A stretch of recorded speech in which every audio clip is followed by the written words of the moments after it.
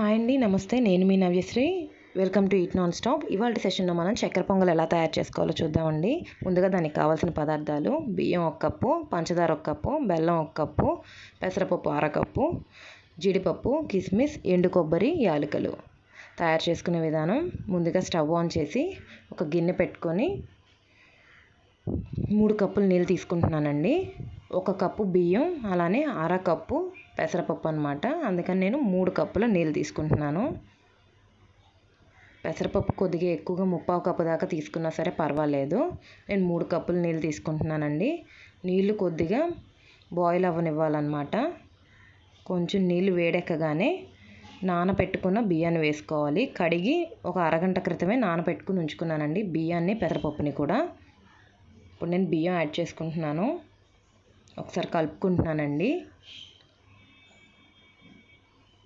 ఒక 10 నిమిషాల పాటు ఉడకనివ్వాలి బియ్యాన్ని. పెసరపప్పు చాలా త్వరగానే ఉడికిపోతుంది కదా, అందుకని బియ్యం ఒక 10 నిమిషాలు ఉడికిన తర్వాతనే పెసరపప్పు మనం యాడ్ చేసుకోవాలి.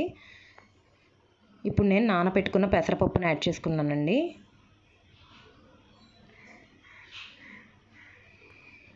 బాగా ఉడకనివ్వాలండి బియ్యాన్ని, పెసరపప్పుని.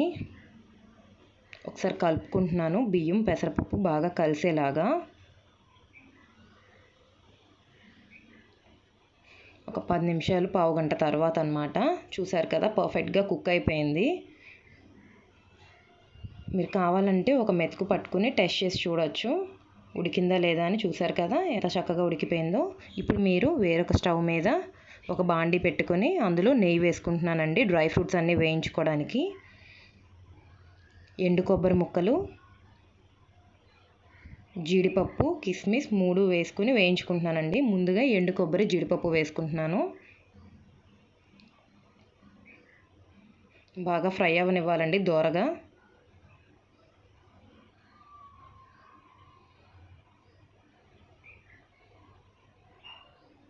ఫ్రై అయిపోయాయి, వేరే బౌల్లోకి ట్రాన్స్ఫర్ చేసుకుంటున్నాను.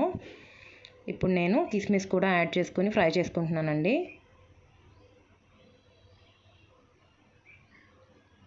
ఫ్రై అయిపోయాయి, వేరే బౌల్లోకి తీసేసుకుంటున్నాను. అదే బాండీలో నేను బెల్లం, పంచదార కూడా వేసుకుని కొద్దిగా వాటర్ పోసుకుంటున్నాను. అన్నీ ఇన్నాను కాదు, కొంచెం చాలు. కొద్దిగా వాటర్ పోసుకొని మరిగించుకుంటున్నానండి.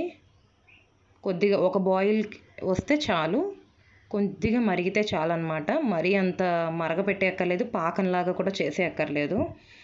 ఇది ఎందుకని అంటే విడిగా అందులో డైరెక్ట్గా బెల్లం ఎందుకని వేయట్లేదంటే, పంచదార పర్వాలేదు కానండి, బెల్లంలో మాత్రం మనకి చాలా డస్ట్ పార్టికల్స్ ఉంటాయి. గడ్డి, మట్టి అలా చాలా ఉంటాయి కదా. సో మనం వడకట్టుకొని పోసుకుంటే అట్లాంటి ఏ డస్ట్ కూడా మనకి చక్కెర పొంగల్లో లేకుండా ఉంటుందన్నమాట. చూసారు కదా, మరిగిపోయింది. ఇప్పుడు నేను స్ట్రైనర్ యూస్ చేసుకుని ఈ పాకాన్ని రైస్లోకి వడకట్టుకుంటున్నానండి. పోసేసుకున్నాను పట్టుకున్న పాకాన్ని, సిరప్ని మొత్తం. చక్కగా ఈ పాకం అంతా రైస్కి పట్టేలాగా కలుపుకోవాలి.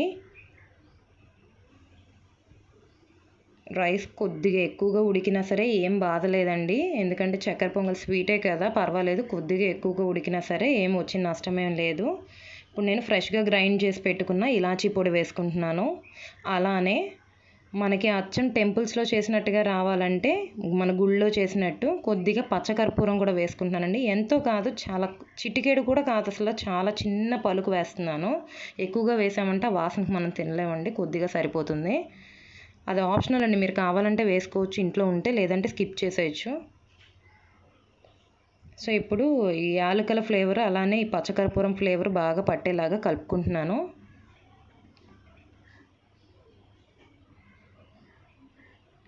అంతేనండి. కొంచెం ఈ షుగర్ సిరప్ అంతా బాగా అన్నానికి పట్టి అదంతా కొంచెం బిగుసుకునేదాకా పొయ్యి మీదనే ఉంచాలన్నమాట.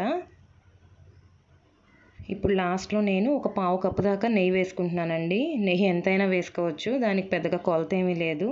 1/4 కప్పు మాత్రం కంపల్సరీగా పడుతుందండి.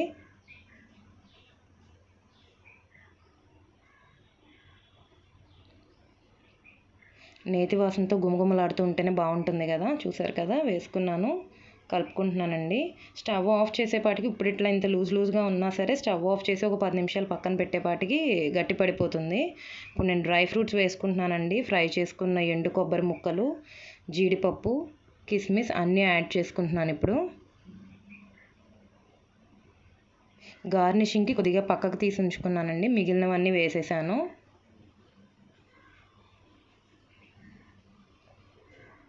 అన్నీ బాగా కలిసేలాగా ప్రసాదంలో కలుపుకుంటున్నానండి.